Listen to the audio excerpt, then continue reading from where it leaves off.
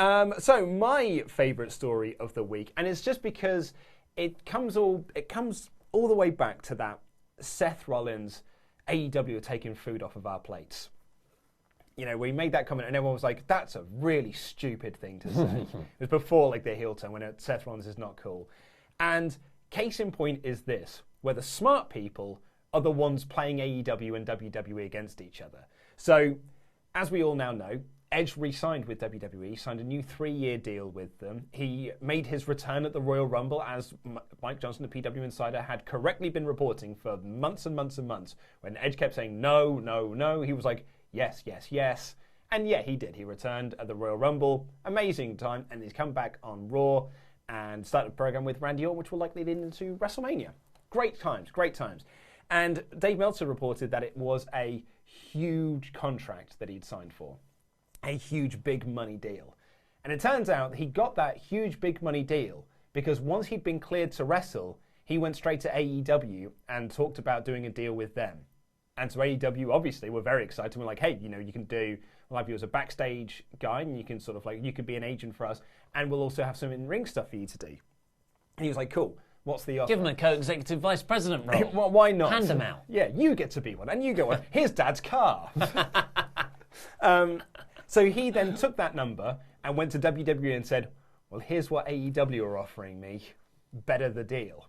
And they did.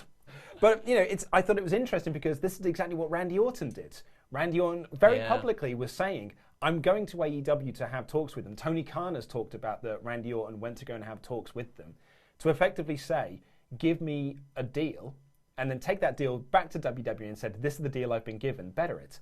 And it is just, it's not, you know, that's not those two sides playing off against each other, but it is very much here playing these two companies against each other to make for a better life for yourself. So when Seth is there going like, they're taking money off my table, it's like, well, you're just a terrible businessman. Yeah.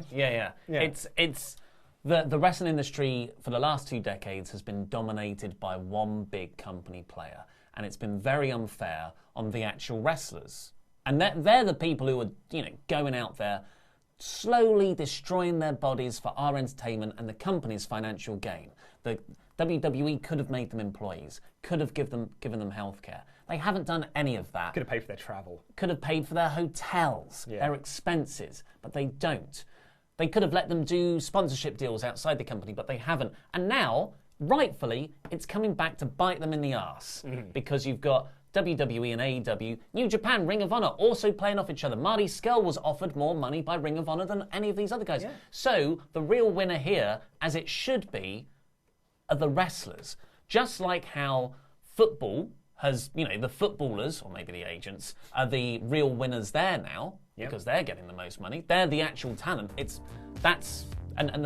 hope that would feed back to the fans as well. Yeah. So this is a good industry move. Yeah, I thought it was very interesting.